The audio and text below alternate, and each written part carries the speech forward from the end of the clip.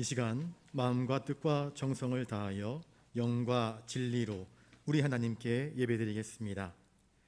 믿음이 없이는 하나님을 기쁘시게 하지 못하나니 하나님께 나아가는 자는 반드시 그가 계신 것과 또한 그가 자기를 찾는 자들에게 상 주시는 이심을 믿어야 할지니라. 만 백성을 사랑하사 구원을 베푸시는 아버지 하나님, 말씀이 육신이 되어 이 땅에 오신 예수 그리스도의 은혜로 예수님을 믿고 거듭난 저희가 하나님의 자녀가 되어 거룩한 주의를 지키며 신령한 예배를 드립니다. 온전하게 하시는 진리의 말씀으로 우리의 상한 영혼을 소성케 하여 주시옵소서. 확실한 주님의 증거로 우둔한 우리의 마음을 지혜롭게 하여 주시옵소서. 순결하신 주님의 음성을 들을 때에 우리의 영안이 밝아지게 하시고 정직한 주님의 교훈을 받아 우리의 발걸음이 의로운 길, 생명의 길을 걸어가게 하옵소서. 길이요 진리요 생명이신 존귀하신 예수님의 이름으로 기원하옵나이다. 아멘.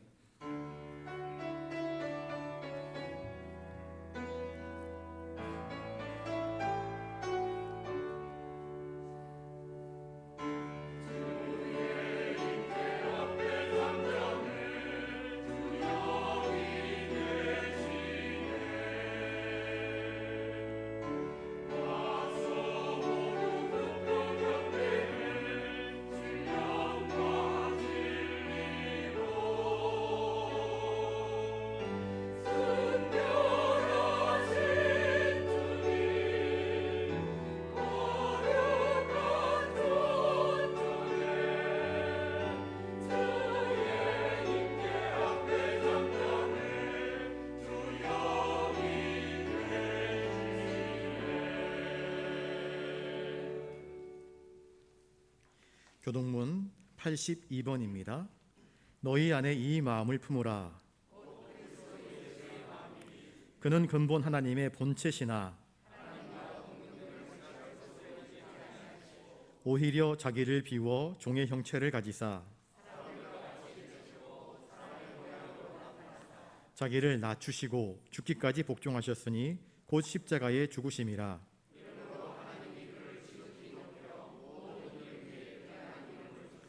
하늘에 있는 자들과 땅에 있는 자들과 땅 아래에 있는 자들로 모든 입으로 예수 그리스도를 주라 시인하여 하나님 아버지께 영광을 돌리게 하셨느니라. 아멘. 자비와 은혜가 풍성하신 아버지 하나님, 허물 많은 저희를 십자가의 보혈로 거듭나게 하셔서 하나님의 자녀로 부르시고 죄악 중에 다니지 않고 생명의 길로 인도하여 주신 그 은혜에 감사를 드립니다. 그러나 저희는 이러한 주님의 사랑을 마음에 깊이 담지 못한 채 옛사람 그대로 거듭나지 못한 삶을 살았습니다. 경건의 모양은 있었으나 경건의 능력은 없었으며 믿음이 있는 것처럼 말했으나 행함에서는 믿음이 도무지 나타나지 않았습니다. 사랑한다고 말하면서도 사랑의 수고와 헌신이 뒤따르지 않았고 부활과 영생의 소망을 가지고 있다 자부했지만 자그마한 고난을 참고 견디며 십자가를 지는 인내는 찾아볼 수 없었습니다. 이처럼 표리부동한 저희의 이중적인 모습이 너무 많아 부끄럽고 죄송할 뿐입니다. 주님, 우리의 엉성하고 초라한 이중적인 모습을 용서하여 주시옵소서.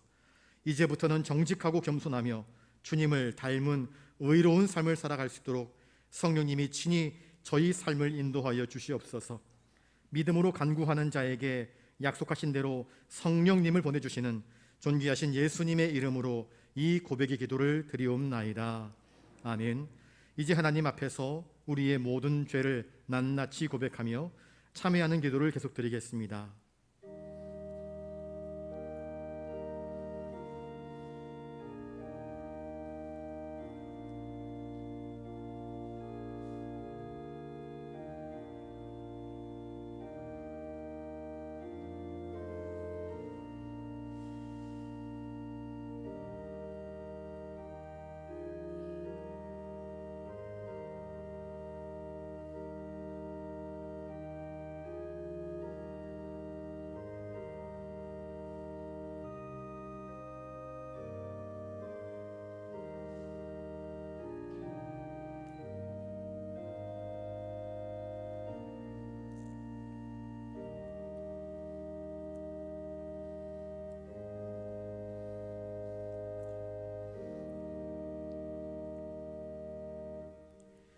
여기 우리의 죄를 용서하시는 하나님의 말씀이 있습니다.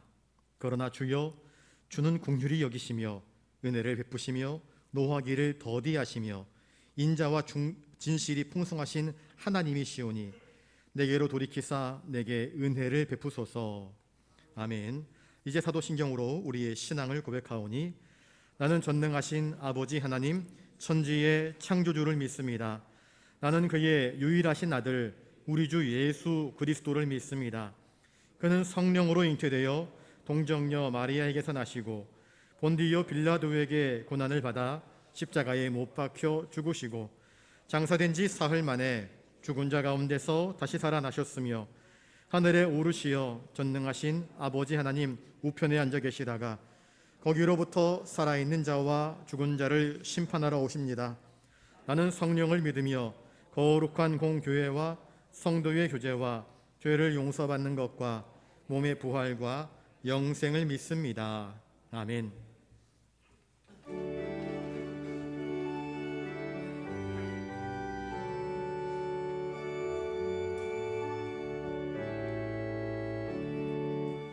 찬송으로 보답할 수 없는 큰 사랑, 주님께 영광 할렐루야. 형제 자매 모두 함께 모여 찬송해. 주님께 영광 할렐루야. 하나님의 자녀여 크게 찬송 부르며 밝고 거룩한 길로 기쁨으로 나아가 주의 보좌 앞으로 속히 들어가겠네. 주님께 영광 할렐루야. 우리 받은 주님 은혜 한량 없도다. 주님께 영광 할렐루야. 기쁜 찬송 부르면서 천국 가겠네. 주님께 영광 할렐루야. 하나님의 자녀여 크게 찬송 부르며 밝고 거룩한 길로 기쁨으로 나아가 주의 보좌 앞으로 속히 들어가겠네. 주님께 영광 할렐루야. 잠시 후에 우리 모두 주를 보겠네. 주님께 영광 할렐루야. 영광스러운 보좌 위에 거룩하신 주, 주님께 영광 할렐루야. 하나님의 자녀여 크게 찬송 부르며 밝고 거룩한 길로 기쁨으로 나아가 주의 보좌 앞으로 속히 들어가겠네. 주님께 영광 할렐루야. 만국 백성 천국에서 소리 높여서 주님께 영광 할렐루야. 영원토록 주의 공로 찬양하겠네. 주님께 영광 할렐루야. 하나님의 자녀여 크게 찬송 부르며 밝고 거룩한 길로 기쁨으로 나아가 주의 보좌 앞으로 속히 들어가겠네. 주님께 영광 할렐루야.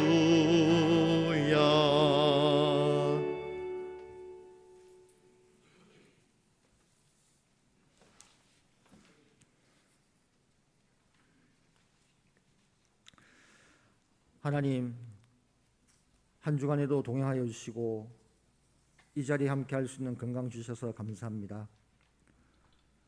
저희들의 삶 속에서 하나님의 영광을 위해서 살고자 하였지만 저희들의 생각과 행동으로 여호와의 이름과 영광을 가릴 때가 많았습니다. 세상 사람들에게는 아직도 저희들을 바라보며 선한 일들을 기대하고 있습니다.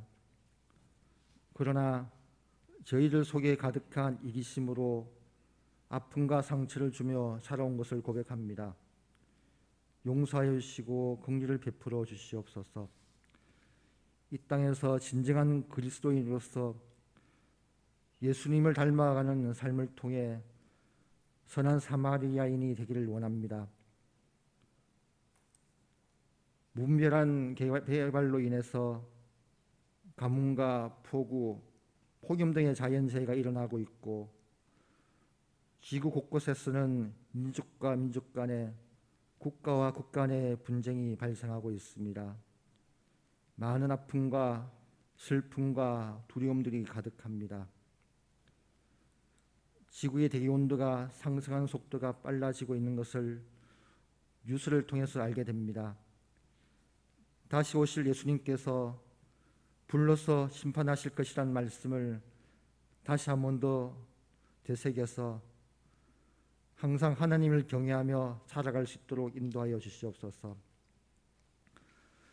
새 정부가 출범한 지 100일이 지났지만 국정 혼란이 지속되고 있습니다. 하나님을 경외하는 뜻있는 정치인들을 통해서 정치와 경제가 바로 세워질 수 있게 역사하여 주시옵소서. 세계의 국가들이 대한민국에서 일어나는 일들을 주목하고 있습니다.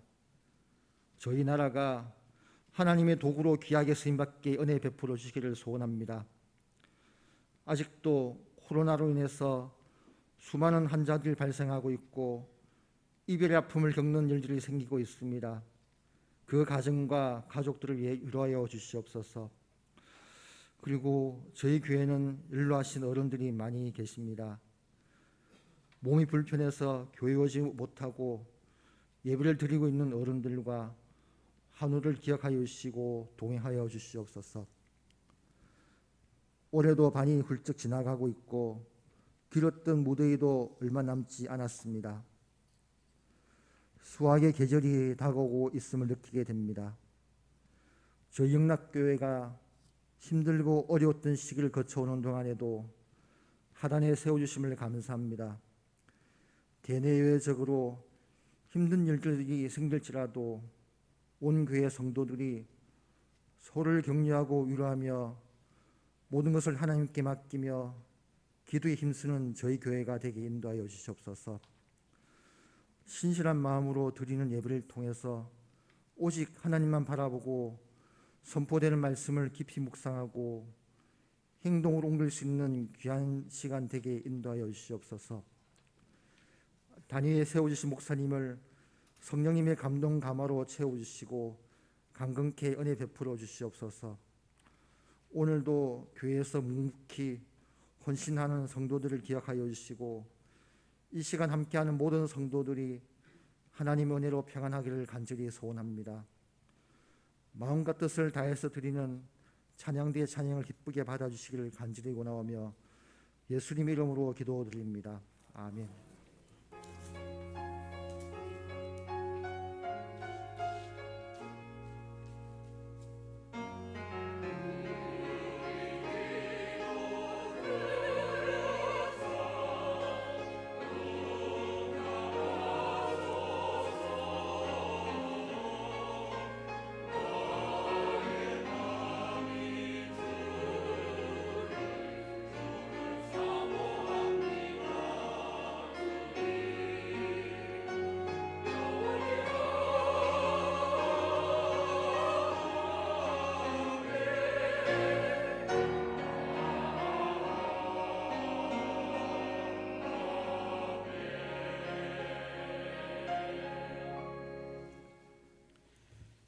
이 시간 하나님께서 우리에게 주시는 말씀은 신약 성경 마태복음 10장 24절부터 27절까지 말씀입니다. 신약 15면에 있습니다. 제가 말씀을 받들어 읽을 때에 하나님의 귀한 음성을 들으실 수 있게 바랍니다. 제자가 그 선생보다 또는 종이 그 상전보다 높지 못하나니 제자가 그 선생 같고 종이 그 상전 같으면 조카도다. 집 주인을 바알세불이라 하였거든 하물며 그 집 사람들이랴. 그런즉 그들을 두려워하지 말라. 감추인 것이 드러나지 않을 것이 없고 숨은 것이 알려지지 않을 것이 없느니라. 내가 너희에게 어두운 데서 이르는 것을 광명한 데서 말하며 너희가 귓속말로 듣는 것을 집 위에서 전파하라. 아멘.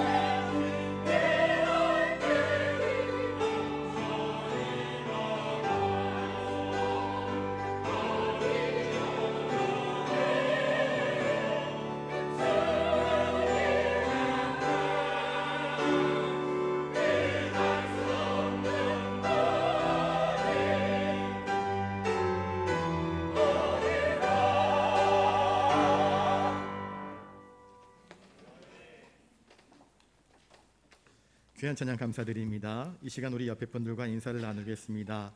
예수님을 닮아가는 삶을 삽시다. 여러분들이 점점 예수님을 닮아갈 수 있기를 바랍니다. 눈도 예수님 닮고, 코도 예수님 닮고, 귀도 예수님 닮고, 손도 발도 예수님 닮았으면 참 좋겠습니다. 발가락이 닮았다 하는 그 어린 시절의 이야기가 있지 않습니까? 어머니의 발가락과 아이의 발가락이 닮고, 아버지의 발가락과 아들의 발가락이 닮은 것을 바라보면서 참 신기하다, 참 많이 닮았다, 어쩜 저 부분은 할아버지를 닮았고 어쩜 저 부분은 할머니를 꼭 닮았는가, 닮은 부분이 있으면 참 그게 기특하고 또 신기합니다. 우리 주님이 우리를 바라보시면서 쟤는 참 나를 닮았다 하시면 얼마나 아름답겠습니까? 예수님을 닮아가는 은혜가 저와 여러분들 안에 넘쳐나기를 주님의 이름으로 축복합니다. 24절 말씀을 같이 한번 읽어보겠습니다. 24절 시작. 제자가 그 선생보다 또는 종이 그 상전보다 높지 못하나니. 이 본문의 말씀은 예수님이 12제자를 택하시고 부르셔서 그들을 이제 사도로, 곧 보내심을 받은 자, 주의 거룩한 복음을 증거하는 예수님의 증인으로 세상에 보내시면서 전파하신 말씀의 그 일부분입니다. 이제 파송을 받아서 복음을 증거해야 될 터인데, 먼저 예수님은 자신을 비유로 듭니다. 예수님은 세상에 어떤 취급을 당하였는가? 예수님이 어떤 취급 당했습니까? 환영받았습니까? 아니요, 환영받지 못했습니다. 수많은 무리들이 예수님 곁으로 구름대처럼 몰려들면서 찾아왔지만 다 주님에게서 무언가를 얻기를 원했지, 예수님을 영접하거나 예수님을 참으로 신뢰하거나 예수님께 헌신하는 모습들은 많지 않았습니다. 하나님의 아들 예수께서 이 땅에 오실 때에 세상 모든 나라 사람들은 예수님을 영접하지 못했습니다. 예수님 누울 곳이 없으니까 여관 방 한 칸이 없어서 말 고유에 눕지 않았습니까? 이제 제자들이 예수님의 이름으로 예수의 복음을 들고 세상으로 나가야 합니다. 그런 그들을 주님 바라보십니다. 그리고 안타까워하십니다. 영접받지 못하고 환영받지 못하고 고난당할 것이 뻔함에도 불구하고 주님은 그 제자들을 향하여서 세상으로 나아가라 말씀하십니다. 여러분, 제자는 누구를 닮아야 할까요? 또 닮는다는 것은 과연 무슨 뜻일까요? 성도의 신앙생활이란 무엇인가? 성도의 신앙생활은요, 예수님을 닮은 것입니다. 예수님처럼 말하고 예수님처럼 생각하고 예수님께서 우리에게 하신 말씀대로 순종하면서 살아가는 것입니다. 그래서 성도의 신앙생활의 목적은 철저하게 예수님을 담아내고 예수님을 닮아가는 삶을 살아가는 것입니다. 예수님이 왜 나에게 그런 말씀을 하셨을까? 예수님이시라면 어떻게 행동하실까? 어떻게 하실까? 그것을 찾아가면서 주님 뜻대로 살아가는 것입니다. 제자가 그 선생보다 또는 종이 그 상전보다 높지 못하다 하는 말은 과연 무슨 뜻일까? 제자가 잘 돼가지고요, 가르친 선생보다, 스승보다 더 뛰어난다고 한다면 얼마나 자랑스럽겠습니까? 그것보다 더 좋은 일은 있을 수 없을 것입니다. 그런데 예수님의 제자들을 가만히 보십시오. 다 모자랐습니다. 부족했습니다. 주님이 제자들을 자주 책망하십니다. 어찌하여 믿음이 없느냐? 주님은 제자들이 특별한 믿음, 거룩한 믿음, 온전한 믿음, 순전한 믿음을 갖기를 원하시는데 그러지 못했습니다. 제자들은 결코 주님처럼 될 수 없었습니다. 우리는 어떻습니까? 우리는 주님처럼 될 수 있습니까? 주님처럼 말하고 주님처럼 살고 주님처럼 헌신하고 주님처럼 사랑하면서 살아가고 있습니까? 그렇지 못하잖아요. 그런데 우리가 할 수 있는 것이 무엇입니까? 할 수 있는 것이 있습니다. 그것은요, 주님을 닮기 위해서 애쓸 수 있습니다. 어린아이는 아버지처럼 일 못합니다. 어린아이는 엄마처럼 주방에서 슥싹슥싹 하면서 주방 일을 하지 못합니다. 그래서 어린아이들에게는 부엌을 안 줍니다. 어린아이들에게는 삽 안 줍니다. 왜? 일을 오히려 망치기 때문입니다. 그런데 흉내냅니다. 흉내내면서 배워가는 것입니다. 닮아가는 것입니다. 제자인 우리는 주님을 닮을 수 있습니다. 닮아가는 일에 여러분 포기하지 말고 전력을 다해서 주님을 닮아가는 일에 열심을 낼 수 있기를 바랍니다. 많은 사람들이 유명한 연예인을 닮고 싶어 합니다. 한때 황신혜 씨가 대한민국의 대표민이 되어서 모든 성형하는 사람들이 제1번 순위로 황신혜 씨의 눈, 코, 입, 귀를 닮고 싶어 합니다. 그 얼굴이 마치 표준형 얼굴처럼 되었습니다. 그래서 누구 눈처럼 해주세요, 누구 코처럼 해주세요, 광대뼈는 좀 깎아주시고요, 턱은 좀 동그랗게 좀 이쁘게, 그래도 너무 모나지 않게 다듬어 주세요. 많은 사람들이 외적인 것을 성형하여서 아름다움을 추구하고자 합니다. 심지어 살을 빼기 위해서 인공으로 수술을 해가지고요, 몸속에 있는 지방과 비계를 빼내는 수술도 하기도 합니다. 그렇게 사람들은 외적인 면에 있어서 이뻐지기를 추구하는 것이 바로 이 시대의 모습입니다. 여러분, 성형수술 하셔도 됩니다. 그런데 더 좋은 것이 뭔지 아십니까? 마음의 성형수술을 제발 좀 하십시오. 마음의 성형수술. 눈, 코, 입, 귀는 성형수술을 하면서 우리의 내면, 우리가 참으로 예수님을 닮은 그런 눈이 되고, 예수님을 닮은 귀가 되고, 예수님을 닮은 손이 되면 얼마나 좋겠습니까? 여러분, 우리의 손이 예수님의 손 되었으면 좋겠습니다. 예수님의 손은 어떤 손이었습니까? 크고 길고 아름다운 손이었습니까? 그렇지 않습니다. 예수님의 손은요, 무릎 꿇고 제자들의 발을 씻어주는 손이었습니다. 곧 섬기는 손이었습니다. 세상에서 가장 아름다운 손은 어떤 손인지 아십니까? 희고 길고 손톱이 깨끗하게 다듬어져 있고 손톱 끝에 다이아몬드가 박혀있는 그런 손이 아름다운 손입니까? 그렇지 않습니다. 가장 아름다운 손은 어떤 손인가? 어머니의 손입니다. 자녀를 위해서 자질구레한 그 모든 더러운 것들 감당하고 수고하고 섬겨주는 쭈글쭈글해진 그 어머니의 손이 세상에서 가장 아름다운 손 아니겠습니까? 우리 주님의 손은 어떤 손이었습니까? 십자가에 못 박힌 손입니다. 우리를 사랑하시려고, 우리를 구원하시려고 자기 피를 흘리셔서 우리의 죄를 대신 짊어지심으로 우리를 끝까지 사랑으로 섬겨주신 손이 바로 주님의 손입니다. 저와 여러분의 손이 주님의 손을 닮아야 하지 않겠습니까? 깡패의 손을 닮아야 되겠습니까?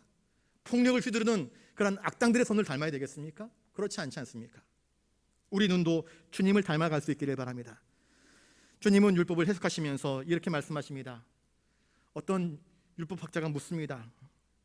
주님, 하나님의 계명 중에서 가장 으뜸이 되는 것이 무엇입니까? 정말 알기를 원하느냐?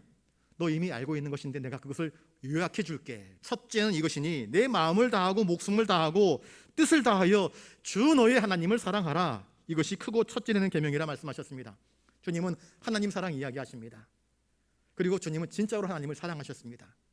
하나님이 이 땅 위에 내려가셔 이 백성들의 죄를 네가 대신 감당하라 하셨을 때에 주님은 하늘 보좌를 버리시고 이 땅으로 친히 내려오셨습니다. 아무도 환영하지 않는데, 아무도 영접하지 않는데, 자기에게는 말구유밖에 자기를 환영하는 것이 없는데 주님은 친히 내려오셨습니다. 그리고 사랑하셨습니다. 십자가를 지시기까지 철저하게 하나님의 뜻대로, 하나님의 영광, 하나님의 이름을 위하여서 하나님을 사랑함으로 하나님을 사랑하는 그 모습을 십자가로서 증명해내셨습니다. 주님은 두 번째 계명으로 이렇게 말씀하십니다. 너의 이웃을 내 몸처럼 사랑하라. 주님은 이 사랑도 우리에게 보여주셨습니다. 얼마나 우리를 사랑하십니까? 은 30에 예수를 팔아 제끼는 그 가룟 유다, 그에게 마지막 만찬까지 베푸십니다. 조금 있으면 나를 모른다고 3번이나 부인할 베드로에게 성찬을 나눠주십니다. 그리고 베드로가 시험에 빠지지 않도록 베드로야 내가 너를 위해서 기도한단다 하면서 끝까지 사랑하여 주십니다. 십자가 위에서 모든 사람들이 조롱할 때에 그렇게 많은 예수님의 은혜를 입은 사람들이 한순간에 돌변하여서 원수들이 되어버렸을 때에도 주님은 그들을 끌어안으시면서 사랑하셨습니다. 주님은 철저하게 자기의 살과 피를 내어놓으시는 사랑을 베푸십니다. 자기는 아무 죄가 없으심에도 불구하고 친히 우리 대신 우리의 죄를 대신 짊어지시고 십자가의 형벌을 감당하실 만큼 세상에서는 찾기 힘든 보기 드문 이상한 사랑, 특별한 사랑, 이타적인 사랑으로 오늘도 수많은 사람들의 마음을 울리시고 감동시키고 감격해 하지 않습니까? 그 주님이 무엇이라 말씀하십니까? 내가 너희를 사랑한 것처럼 너희도 서로 사랑해라. 주님은 우리가 세상에 유행하는 사랑이 아니라 플라스틱 사랑이 아니라 인공의 사랑이 아니라 진짜 사랑, 하나님의 사랑, 진짜 사랑, 형제 사랑, 그 사랑으로 살아가기를 원하십니다. 그 사랑을 닮아가라 말씀하십니다. 예수님의 제의를 닮아가야 합니다. 예수님은 광야에서 마귀의 힘을 이기십니다. 무엇으로 이기십니까? 하나님 말씀으로 이기십니다. 여러분, 참된 지혜가 어디에 있습니까? 하나님은 참된 지혜의 근원이십니다. 하나님의 말씀 속에 우리 인생이 살아가야 할 모든 지혜가 응축되어 있습니다. 그러니 말씀을 부지런히 읽고 또 읽으십시오. 말씀 속에 지혜가 있기 때문입니다. 주님의 가르침은 완벽했습니다. 주님의 가르침은 정의로웠고 순결하였습니다. 주님은 자기를 제자들을 향해서 나를 따라오라 그렇게 말씀하십니다. 그 주님이 가르치신 내용이 바로 성경의 말씀들입니다. 예수님을 닮는다는 것은 무엇일까? 그의 인격까지 닮아가는 것입니다. 여러분, 이왕 닮으실 거 예수님을 닮아갈 수 있기를 바랍니다. 예수님을 닮은 거룩한 마음, 우리의 겉사람은 시간이 흐르면 흐를수록 늙어갑니다. 부패합니다. 쇠퇴합니다. 구부러집니다. 나약해집니다. 그런데 우리의 속사람은 주님 안에 있을 때, 주님을 바라볼 때 더욱더 주님을 닮아갈 수 있는 것 아니겠습니까? 성 어거스틴이 이런 말을 했습니다. 우리는 어떤 장소에 의해서 하나님께 가까이 가는 것이 아니요, 또 어떤 장소에 있어서 하나님으로부터 멀어지는 것이 아니다. 하나님께 가까이 하는 일은 하나님을 본받는 일이요, 하나님으로부터 멀어지는 것은 바로 하나님을 닮지 않는 일이다. 이 말씀은 쉽게 하나님을 가까이 하는 것이 무엇인가? 그리스도를 닮아가는 것이다. 주님의 말씀이 무엇인가? 골똘히 생각하고 묵상하고 주님의 뜻을 헤아리면서 주님을 담아내는 그러한 삶의 모습들을 나타내 보이는 것, 이것이 하나님과 함께, 하나님께 더 가까이 한 걸음 한 걸음 나아가는 거룩한 생활이라 이야기해 주고 있는 것입니다. 여러분, 저와 여러분들의 삶이 예수님을 닮은 삶을 살아갈 수 있기를 바랍니다. 예수님의 삶은 인생의 삶의 방향, 목표, 좌표를 잊어버린 사람들에게 어떻게 살아가야 할지 진정으로 참된 길을 제시해 주시는 인생의 나침판이요, 인생의 지혜임을 주님은 우리에게 이야기해 주고 있습니다. 주님은 참으로 우리의 스승님이십니다. 25절을 또 읽습니다. 시작. 제자가 그 선생 같고 종이 그 상전 같으면 조카도다. 집 주인을 바알세불이다 하였거든 하물며 그 집 사람들이야. 여러분, 예수님은 하나님의 영광을 위해서 살지 않았습니까? 우리는 무엇을 위해서 인생을 살아갑니까? 아이들에게 꿈을 묻습니다. 너의 꿈이 무엇이냐 물으면 저마다 각각 이야기가 다 다릅니다. 어린 나이일수록 꿈은 위대합니다. 광대합니다. 때때로는 정말 아주 그냥 획기적인 말들을 하기도 하지요. 저희 어렸을 때의 꿈은 이것이었습니다. 대통령 아니면 장군이었습니다. 남자아이들은 대통령 아니면 장군이었습니다. 요새 아이들은 또 다르더라고요. 아이돌, 유명 스타, 연예인, 야구선수, 축구선수, 조금 저희 어릴 때와는 다르게 다양해졌습니다. 일찍 많은 것들을 접하기 때문에 아이들의 꿈들도 다 다양해졌습니다. 그런데 그 꿈들의 이면을 가만히 살펴보시면 유명한 사람 되고 높은 사람 되고 힘센 사람 되고 권력 있는 사람 되어서 내가 사람들로부터 칭찬받고 인정받고 존경받는 삶을 살고 싶다 하는 것이 아이들의 꿈의 중심입니다. 예수님의 꿈은 무엇이었습니까? 예수님은 자신을 위해서 이 땅에 오지 않았습니다. 우리를 위해서 이 땅에 오셨습니다. 예수님은 사람들이 오병이의 기적을 펼치고 난 이후에 사람들이 예수님, 우리의 왕이 되어 주십시오. 우리가 당신을 우리의 왕으로 세워서 저 잔인한 로마의 압제에서 벗어나기를 원합니다. 그랬습니다.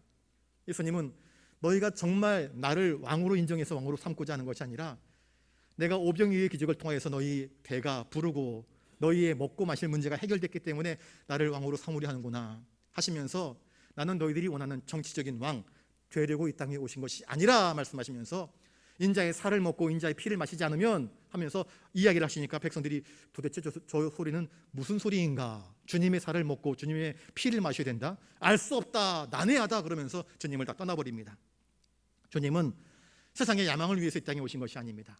마귀의 유혹이 무엇입니까? 높은 산 위에 성전 위에 예수님을 올려놓고는 나에게 엎드려 경배하면 세상을 다 너에게 주겠다 그랬습니다. 주님은 세상 위에 우뚝 서서 정점 위에 우뚝 서서 만 백성을 다스리기 위해서 이 땅에 오신 것이 아닙니다. 세상적인 야망을 추구하기 위해서 주님이 오신 것 아닙니다. 주님은 무엇을 위해서 오셨습니까? 하나님의 말씀대로 우리 인간들 곧 죄인들을 구원하여서 이들을 다시 하나님께로 이끌어드리는 일을 위하여서 오셨습니다. 그 일을 하려면 주님이 죽으셔야 했습니다. 우리 인간들의 죄를 대신하여서 십자가에 못 박히셔야만 했습니다. 그리고 그것이 하나님의 뜻이었고 하나님의 영광을 위하는 길이었습니다. 주님은 그 일 외에, 그 길 이외에 다른 어떤 제안을 다 거절하십니다. 주님은 철저하게 하나님의 영광을 위해서 사셨던 것입니다. 그러면 제자는 무엇을 위해서 인생을 살아가야 하는가? 여러분, 제자는 그리스도의 이름을 자랑하며 그리스도의 뜻을 이루며 그리스도의 영광을 위하여서 복음 사명을 감당하는 자로 살아가야 할 줄로 믿습니다. 복음을 증거할 때 세상에 많은 오해와 핍박, 시기와 질투, 원망이 있을 것이다. 그러나 너희가 내 이름으로 핍박받으면 그 사람은 오히려 복이 있는 자라 주님 말씀하지 않습니까? 여러분, 우리의 삶은 얼마나 주님을 닮아가고 있습니까? 종종 기도할 때 어떤 분들이 작은 예수로 살게 해 주십시오 그렇게 기도를 합니다. 가만히 생각해 보았습니다. 작은 예수가 도대체 무엇일까? 소금덩어리, 큰 소금덩어리도 있고요, 소금 알갱이, 그 작은 알갱이 하나하나가 있습니다. 작은 알갱이도요 소금 맛을 냅니다. 빛에도 태양처럼 거대한 빛덩어리가 있고 불덩어리가 있고, 집안에 켜놓는, 정전대에 켜놓는 비상용 양초가 있습니다. 그런데 정전이 되었을 때 비상용 양초도 요긴합니다. 그 양초 하나에 빛이 여러 개가 모이면 또 더 큰 빛을 비추는 것 아니겠습니까? 그렇습니다. 주님은 너희는 세상의 빛이라, 너희는 세상의 소금이라 그랬습니다. 작은 알갱이여도 괜찮습니다. 작은 촛불이어도 괜찮습니다. 우리에게 주어진 삶의 자리에서 예수님을 닮은 빛을 내기만 하면, 예수님을 닮은 소금의 맛을 내기만 하면 그것으로서 우리에게 주어진 사명을 감당하는 것 아니겠습니까? 문제는 무엇인가? 우리가 작은 알갱이라고 하면서 우리의 맛, 소금의 맛을 내지 않는 것이 문제이고, 우리가 양초라고 하면서 이 양초가 무슨 쓰임이 될까? 이 작은 것이, 이 하찮은 것이 주님에게 어떤 도움이 될까 하면서 우리의 빛을 드러내지 아니할 때에 세상은 더욱더 어둑어둑해지는 것 아니겠습니까? 우리는 주님을 닮아가야 합니다. 주님의 빛, 주님의 맛을 나타내야 하는 것입니다. 본문에 보시면 집주인을 바알세불이라 하였다 하는 좀 특이한 말씀이 나옵니다. 이 말씀의 배경은 이렇습니다. 누가복음 11장 14절에 보시면 예수께서 어느 말 못하는 귀신을 쫓아내십니다. 사람이 있는데 사람에게 귀신이 들렸습니다. 근데 그 귀신이 이 사람의 언어 능력을 장악해 버렸습니다. 말을 못합니다. 어버버버합니다.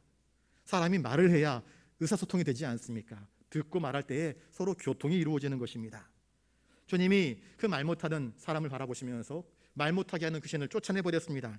그러자 유대인들이, 특별히 바리새인들이 쫓아와가지고는 이 사람이 귀신의 왕 바알세불을 힘입어서 자기보다 약한 귀신을 쫓아냈다 그러면서 예수님의 특별한 은총, 그 은혜의 사건들을 바라보면서 이것이 하나님의 은혜의 사건이 아니라 더 힘센 귀신, 곧 바알세불을 힘입어서 약한 귀신을 쫓아내어가지고 사람들에게 기적을 일으키는 것처럼 하여서 사람들에게 영광 받으려고 한다.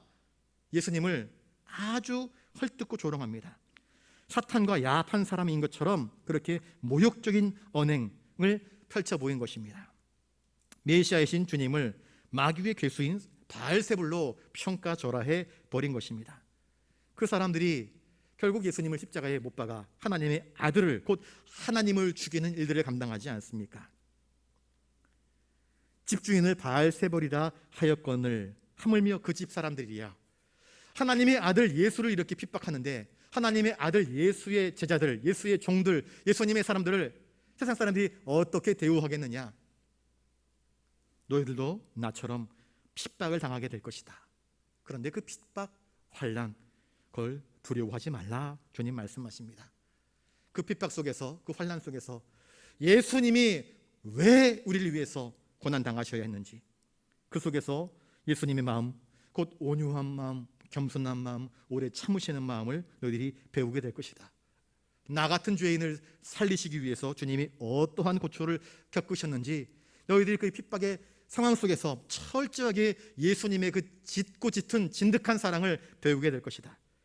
그 고난을 통해서 십자가를 지신 예수님의 마음을 배우게 될 것이고, 주님처럼 살아가기 위해서 더 한 걸음 몸부림치면서 순종하게 될 것이고, 그 인내의 훈련을 통해서 너희들의 인내의 근육이 발달되며 믿음으로, 소망으로 더욱더 그리스도의 장성한 분량에 이르게 될 것이니 고난 두려워하지 마라, 핍박 두려워하지 마라, 그렇게 말씀하시는 것입니다. 26절을 또 읽습니다. 26절입니다. 시작. 그런즉 그들을 두려워하지 말라. 감추인 것이 드러나지 않을 것이 없고 숨은 것이 알려주지 않을 것이 없느니라. 예수님은 누구를, 무엇을 두려워하지 말라 하십니까? 너희들이 나아가서 세상에 복음을 증거할 때 너희들을 핍박하는 사람들, 박해자들, 그것이 정치인이든 세상의 권력가든 돈 있는 사람들이든 혹은 다른 종교의 사람들이든 그들이 너를 핍박할 때에 두려워하지 마라 말씀하십니다. 왜? 너희는 그리스도인이기 때문이다. 저를 따라서 한번 해보겠습니다. 그리스도인은 그리스도의 증인입니다. 여러분, 그리스도인이란 누구입니까? 그리스도를 닮은 사람들입니다. 그리스도를 닮은 사람들은 그리스도를 나타내는 사람들입니다. 그리스도의 증인인 것입니다. 주님은 세상에 오셔서 무엇을 말씀하셨습니까? 주님이 외치신 첫 마디가 회개하라, 천국이 가까이 왔느니라 말씀하셨습니다. 회개하라라는 말은 무엇입니까? 너희들 죄 가운데 있다는 것입니다. 너희들 죄 가운데 있다. 너희의 죄를 깨닫고 회개하여 돌이켜 하나님의 구원으로 나오라 말씀하시는 것입니다. 주님은 빛이십니다. 빛이 임함에 어둠이 환하게, 어둠이 물러갑니다. 어둠 속에 있었던 사람들이 빛이 드러나니까 자기들의 수치스러운 모습들이 드러납니다. 죄악된 모습들이 드러납니다. 죄인들의 특징은 무엇인지 아십니까? 죄를 감추려 합니다. 덮으려 합니다. 그래서 빛을 미워하는 것입니다. 빛이 싫습니다. 하나님의 진리의 말씀이 우리의 양심을 흔들어 깨우고 우리의 죄악을 밝히 보여주니 내가 감추고 싶었던 것, 덮어두었던 것들이 닫고 펼쳐져서 보여버리니 이걸 싫어하는 것입니다. 그래서 예수님을 미워합니다. 싫어합니다. 그러나 그들이 너희들을 미워하고 싫어하고 핍박한다 할지라도 그들을 두려워하지 말라 주님 말씀하십니다. 26절부터 31절까지 두려워 말라라는 말을 주님이 3번씩이나 강조해서 말씀하고 있습니다. 하나님의 증인이 되는 사람들에게 세상의 핍박, 이것을 두려워해서 증인된 삶을 살지 못한다고 한다면 이것은 전도자의 사명을 가로막는 것이 되기 때문에 그걸 두려워하지 말라 말씀하십니다. 성도들이 두려워하지 말고 해야 할 일은 과연 무엇일까요? 두려움 없이 천국 복음을 담대하게 증거하라 말씀하십니다. 이것은 참 쉬운 일이 아닙니다. 죄인들에게 당신은 이런 죄가 있습니다 하는 것은요 결코 쉬운 일이 아닙니다.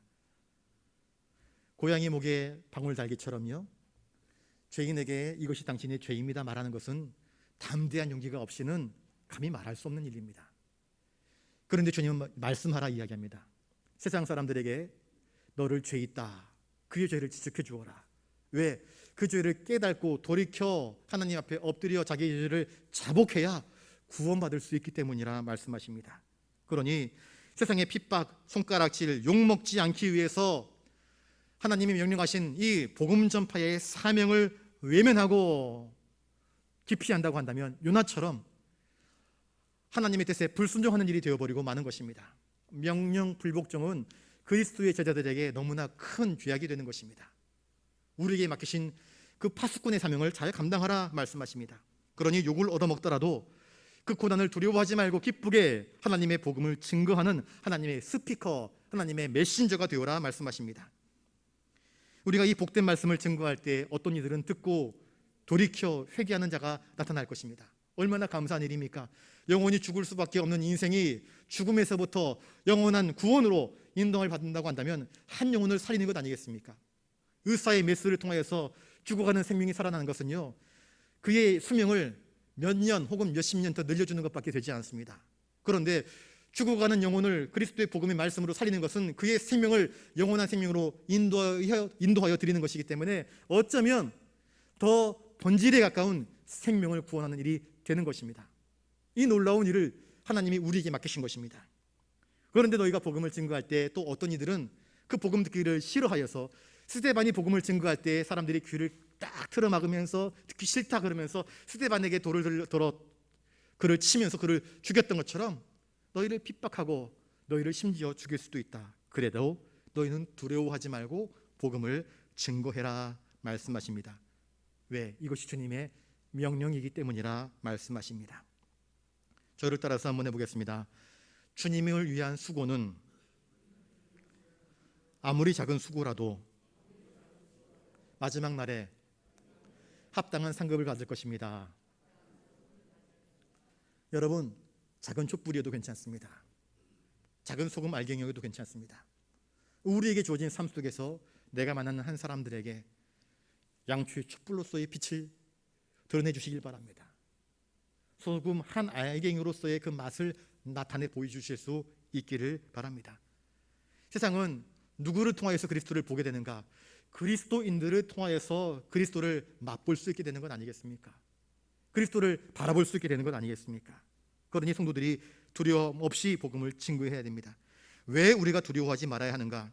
말세에 감추인 것이 드러나지 않을 것이 없고 숨은 것이 알려지지 않을 것이 없기 때문입니다. 마지막 심판의 날에 모든 것이 분명하게 명확하게 다 드러날 그때가 찾아오게 될 것입니다.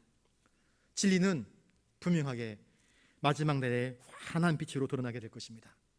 예수님을 바알세불이라 일컬었던 그 모든 악한 자들의 음모, 그 저주, 그 악한 모의가 하나님 보시기에 백일하에 환하게 드러나게 될 것입니다. 그들이 얼마나 치졸한 악담을 펼쳤고 악의를 펼쳤는지 모든 사람들이 알 수 있도록 주님은 그걸 펼쳐 보이실 것입니다. 아무도 알아주지 않지만 우리가 전한 복음 전파의 그 한마디, 우리의 수고, 우리의 눈물, 우리의 헌신, 아무도 보지 않는 것 같지만 하나님께서 다 보시고 말세에 잘하였도다 착하고 충성된 종아 그러면서 그가 2달란트를 받았든 5달란트를 받았든 그의 상급에 합당한 열매를 하나님께서 허락하여 주실 것이기 때문입니다. 숨은 것이 알려지지 않을 것이 없다 말씀하십니다. 이 말씀은 복음을 증거하는 전도자들에게 큰 위로와 격려가 됩니다. 저를 따라서 한번 해보겠습니다. 복음은 세상에서 가장 떳떳한 진리입니다. 여러분, 복음은요 가장 당당하고 가장 가치 있고 가장 위험이 있는 진리입니다. 왜냐하면 죽을 영혼을 살릴 수 있는 하나님의 구원의 진리이기 때문입니다. 그러니 이 복음을 부끄러워하지 않기를 바랍니다. 27절을 같이 한번 읽겠습니다. 27절입니다. 시작. 내가 너희에게 어두운 데서 이르는 것을 광명한 데서 말하며 너희가 귓속말로 듣는 것을 집 위에서 전파하라. 어두운 데서 또 귓속말로 하는 것, 주님은 제자들을 데리고 다니시면서 3년 동안 함께 먹고 마시고 동행하셨습니다. 함께 잤습니다. 많은 사람들을 만납니다. 사건들을 만납니다. 그럴 때마다 제자들은 예수님 곁에서 그 모든 사건들을 보고 듣고 경험하였습니다. 때로 깊은 밤에 제자들과 함께 수많은 이야기들을 나누었겠지요. 한밤이 되어서 주님, 낮에 백성들에게 가라지 비유를 하셨는데 알곡과 가라지가 도대체 무슨 뜻입니까? 제자들이 물었을 때 주님은 그걸 다 풀어주지 않습니까? 그 복음의 진리의 말씀들, 주님이 친히 그 제자들의 귓가에 들려주었던 그 말씀들, 그 진리의 복음이 이제는 광명한 데서, 밝은 곳에서, 또 지붕 위에서, 옥상 위에서 사람들에게 큰 소리로 외쳐 정정당당하게 선포할 것을 주님은 명령하십니다. 집 위에서 전파하라. 이 말은, 이 전파하라라는 말은 케릭사테라는 헬라어인데요, 선포한다라는 뜻을 가지고 있습니다. 하나님의 진리는요 구질구질하게 설명하는 것이 아닙니다. 광고하는 것이 아닙니다. 하나님의 진리는 선포하는 것입니다. 회개하라. 하나님의 천국이 가까이 왔다. 선포하는 것입니다. 모든 죄인들이여 회개하여 주 예수를 믿고 주 예수를 영접하여 구원 얻으라. 선포하라 말씀하십니다. 사도 바울이 이 복음을 알게 되었습니다. 로마서 1장 16절에 복음을 알게 된 바울은 이렇게 고백합니다. 내가 복음을 부끄러워하지 아니하노니 이 복음은 모든 믿는 자에게 구원을 주시는 하나님의 능력이 됨이라. 바울이 복음을 알기 전에는 율법주의자였습니다. 율법의 의로 나를 쫓아올 자가 없다 타칭할 만큼 그는 철저한 율법주의자였습니다. 그런데 율법의 일을 달려가기 위해서 숱한 시간들을 보내었지만 도무지 만족함을 누리지 못했었습니다. 다메섹 도상에서 만난 예수 그리스도, 그를 만나고 복음을 알고 복음의 신비를 깨닫고 난 이후에 그는 이렇게 고백합니다. 디모데전서 1장 15절에 미쁘다 모든 사람이 받을 만한 이 말이요 그리스도 예수께서 죄인을 구원하시려고 세상에 임하셨도다 하였도다. 그러면서 자기 자신에 대해서 고백하기를 나는 죄인 중에 괴순이라 고백합니다. 내가 죄인 중에 괴수인 것을 깨달았다는 뜻입니다. 그리스도의 복음을 박해하는 잔혹한 핍박자였다. 스데반이 죽을 때에 많은 사람들이 옷이 거추장스러워서 나에게 옷을 맡겼는데 내가 바로 그 현장에 사악한 무리 중에 함께 있었다 고백하는 것입니다. 이건 자랑하는 것이 아닙니다. 이렇게 흉악한 죄인, 구원하고는 전혀 상반된 나 같은 죄인을 살리신 그리스도의 복음이 얼마나 위대한가. 나를 택하여서 이방인을 위한 하나님의 택한 그릇이 되게 하신 주님의 이 은혜가 얼마나 큰가. 주님의 은혜를 자랑하는 것 아니겠습니까? 우리는 복음을 부끄러워하지 말아야 됩니다. 우리는 내가 예수 믿는 것을 자랑스러워해야 됩니다. 교회 직장 생활할 때 신앙 칸에 여러분 내가 그리스도인인 것을 당당하게 쓰실 수 있기를 바랍니다. 내가 그리스도인 것을 직장 동료들에게 당당하게 선포할 수 있기를 바랍니다. 주님은 복음을 부끄러워하지 말라 말씀하십니다.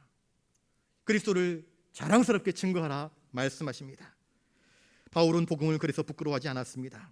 그리고 복음을 위해서 내가 여태까지 붙잡아왔던 모든 삶의 가치들, 기준들을 다 뒤집어 엎고 그 모든 것들을 배설물처럼 여기면서 주님을 위해서 내 남은 인생을 살아가겠노라 다짐하지 않습니까? 여러분, 비록 복음이 우리의 부끄러웠던 과거를 다 낱낱이 드러내어서 너도 죄인이지라고 할 때에 그걸 부끄러워하지 마시기 바랍니다. 주님, 저는 죄인입니다. 그런데 주님의 은혜가 나의 모든 죄를 씻어주셨습니다. 그 은혜가 너무나 크고 놀랍고 감사합니다. 어메이징 그레이스. 하나님의 그 복음의 은혜 때문에 나 같은 죄를 다 씻어주시고 보혈의 은혜로 거듭나 새롭게 하신 그 주님의 은혜를 나는 자랑합니다. 여러분, 이 놀라운 복음, 이 구원의 복음, 이 은혜의 복음은 힘있게 전파되어야 하는 것입니다. 말씀의 결론을 맺습니다. 주님을 사랑하는 제자로서 예수님을 닮아가는, 그래서 예수님께 한 걸음 한 걸음 더 가까이 다가가는 그러한 삶이 될 수 있기를 바랍니다. 외적인 아름다움보다 예수님을 닮은 섬김, 예수님을 닮은 사랑, 예수님을 닮은 온유, 겸손함이 우리 가운데 있기를 바랍니다. 또 예수님이 우리에게 주신 이 복음 전도, 영혼을 살리는 영혼 구원의 삶을 우리가 살아갈 수 있기를 바랍니다. 복음을 부끄러워하지 말고 내가 예수를 믿는 것을 오히려 자랑하면서 이 구원의 기쁨과 감격을 믿지 않는 내 이웃들에게, 친구들에게 증거하여서 그 죽을 수밖에 없는 영혼을 살리는 일에 내가 주님의 영혼의 의사가 되어서 그 영혼을 주님께로 이끌어드리는 일에 쓰임받는 참 복된 우리 부산영락교회 믿음의 권속 되시기를 주님의 이름으로 축복합니다. 기도하겠습니다. 거룩하신 주님, 참으로 감사를 드립니다. 제자들에게 맡기신 사명이 또한 이 시대의 교회와 성도들에게 맡기신 사명임을 깨닫습니다. 주님을 본받는 참된 제자가 되게 하여 주시옵소서. 주님을 닮은 섬김의 손이 되게 하시고, 주님을 닮은 진리의 길을 걷는 자가 되게 하시고, 주님을 닮은 미래의 소망을 바라보게 하시고, 주님을 닮은 거룩한 복음 전파자의 입술이 되게 하여 주시옵소서. 그리하여서 내 곁에서 복음을 알지 못하고 죽어가는 영혼이 없도록 주님, 우리를 주님의 일꾼으로 사용하여 주시옵소서. 감사를 드리오며 존귀하신 예수님 이름으로 기도드리옵나이다. 아멘.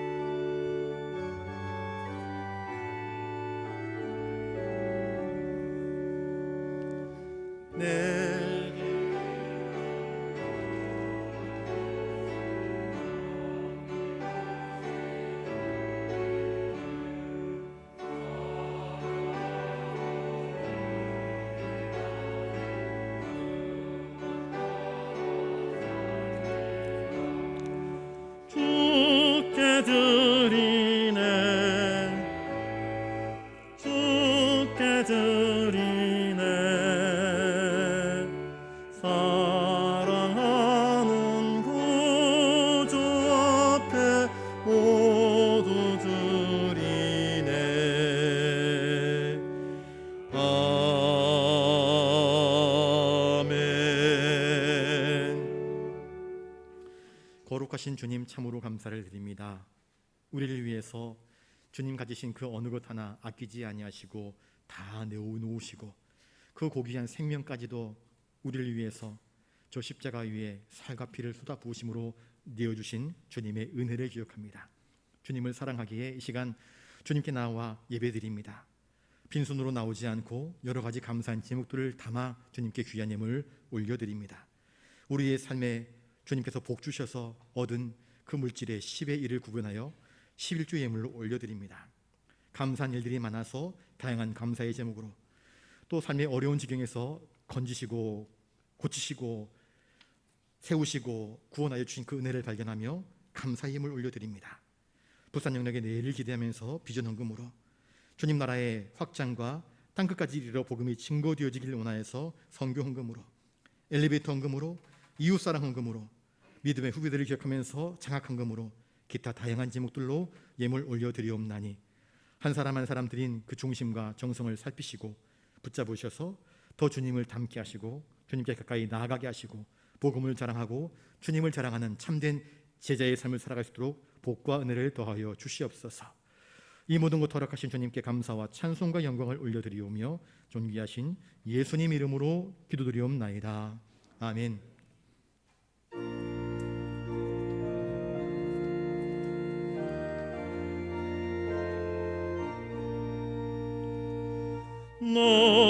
너시오나 이 소식 전하라.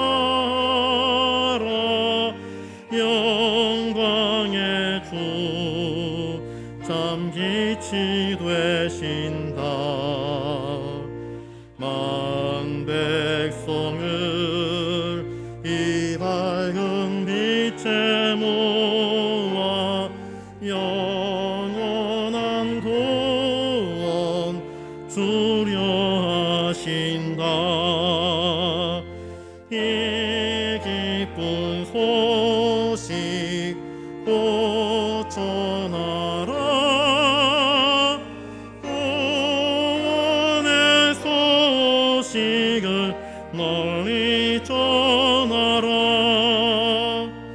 죄 사슬에 얽매여 있는 사람 하도 많아 다 셀 수 없구나.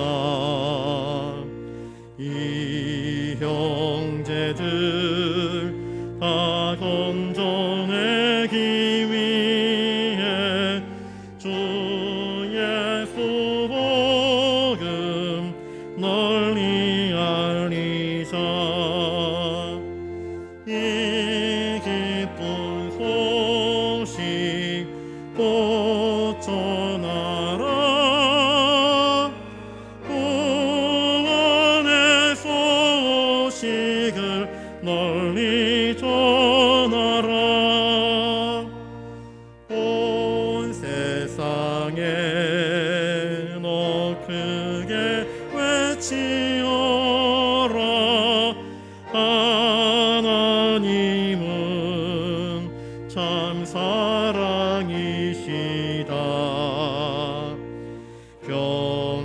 경비하게 이 땅에 오신 예수 만민의 죄를 담당하셨다. 이 기쁜 소식 곧 전하라. 구원의 소식을 널리 전하라. 내 자녀도 이 복음 전파하라. 늘 기도와 온 재물 드려서 이 복음을 너 힘써 전파하면 영광의 상을 내가 받으리. 이 기쁜 소식 너 전하라.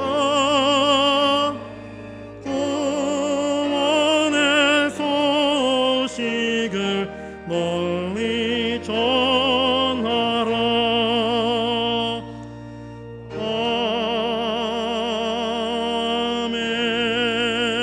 아멘.